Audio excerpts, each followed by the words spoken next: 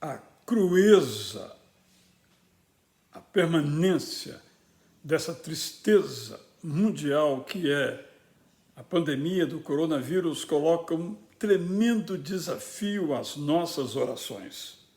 Devemos continuar ainda orando?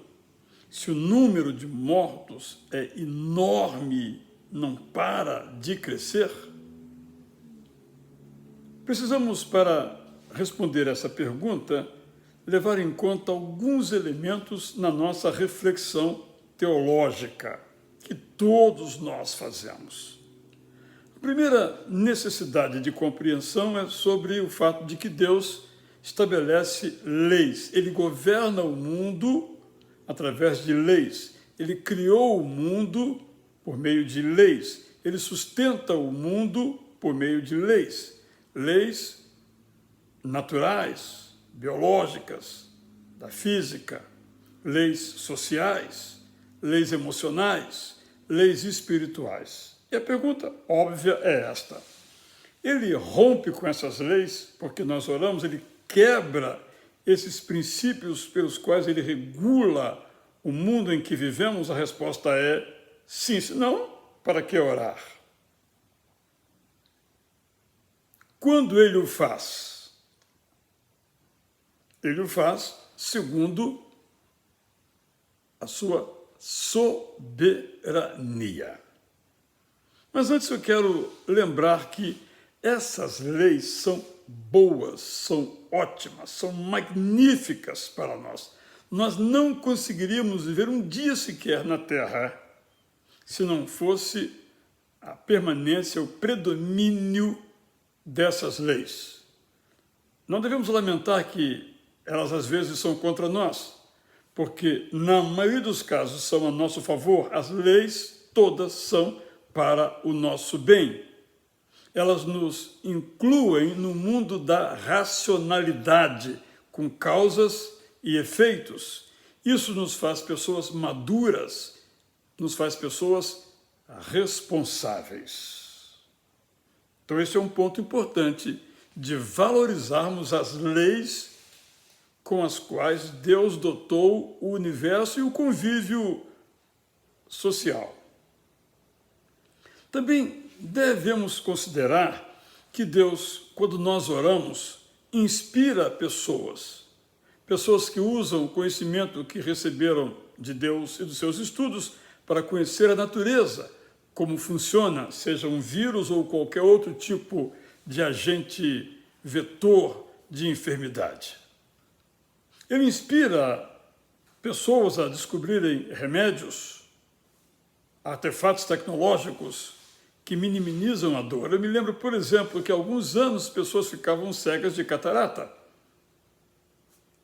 Eu já seria um deles, mas eu fui operado, porque Deus usou a ciência para que se criasse um mecanismo de se resolver esse problema, e eu aqui me encontro com a minha saúde em condições excelentes no campo da visão, portanto.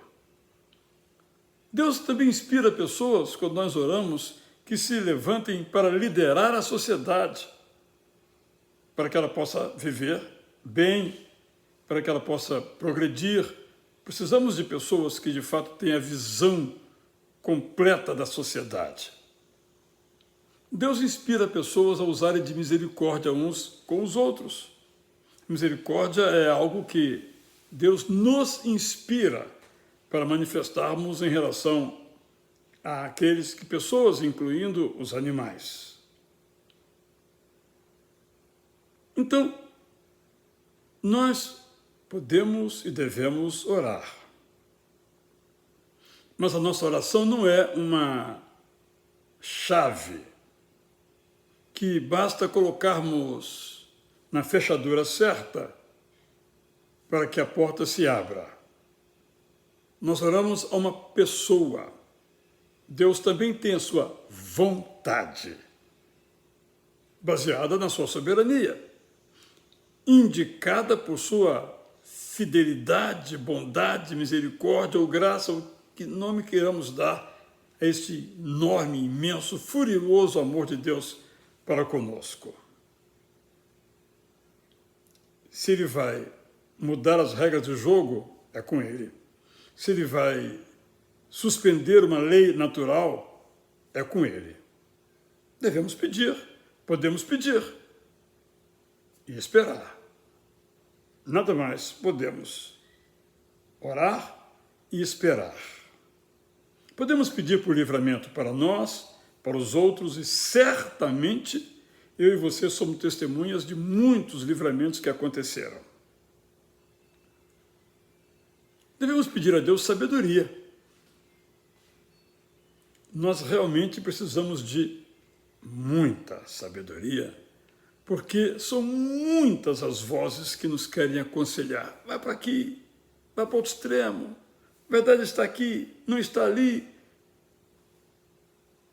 A falta de sabedoria coloca em risco a nossa própria vida. Devemos pedir também que Ele nos dê corações cheios de compaixão. Compaixão diante daqueles que sofrem com dramas na saúde, sejam os pacientes, sejam os profissionais da área médica. Temos que nos compadecer, orar a Deus para que Ele nos dê um espírito de compaixão em função dessa doença tão ceifadora de vidas.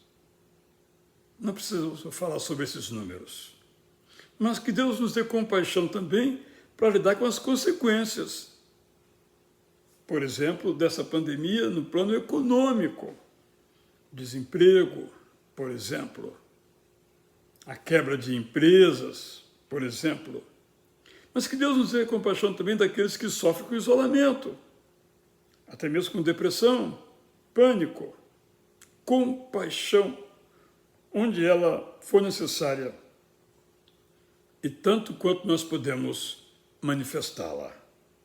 A minha conclusão, em resumo, é muito simples. Nós podemos e devemos orar. Eu acrescento uma outra razão, pensando, quem sabe aqui, até mesmo em mim. Pedir a Deus que nos dê a capacidade de passar por essa angústia. Nós ficamos muito angustiados. Perdas próximas, perdas distantes, todas perdas. Se eu conheço, se eu não conheço, é perda. Eu não conheço, mas ali houve um pai que deixou órfãos, houve filhos que deixou pais ou mães completamente ao desamparo do ponto de vista emocional e até mesmo material. E nós ficamos perplexos, angustiados. Devemos pedir que Deus nos dê paz ao coração, apesar de tantas dores e de tantos sofrimentos. Então agora, sim, eu resumo. Deus é o Senhor das leis, Ele pode mudá-las, mas nós não podemos exigir que Ele as mude.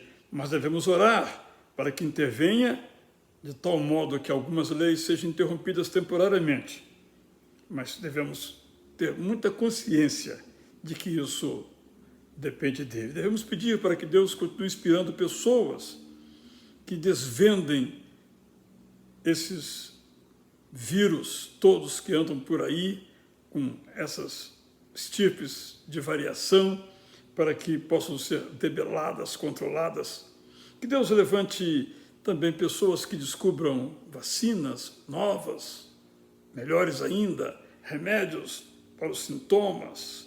Que Deus levante administradores que abram vagas nos hospitais, nos centros de tratamento intensivo. Que Deus levante líderes capazes de orientar a população, de traçar metas corretas, atitudes decentes e santas. Que Deus levante essas pessoas e que, sobretudo, Deus nos levante para agir com compaixão. É disso que o mundo precisa, de pessoas sensíveis, de pessoas que se solidarizam, de pessoas que sofrem junto. Jesus se mostrou completamente Deus, especialmente quando sofreu por nós, mas também sofreu juntamente conosco, desde aquela época até os dias de hoje. Eu sou Israel Belo de Azevedo e oro para que Deus nos ajude a enfrentar esse longuíssimo deserto em que todos estamos envolvidos nessa caminhada. Até, se Deus quiser, nosso próximo encontro.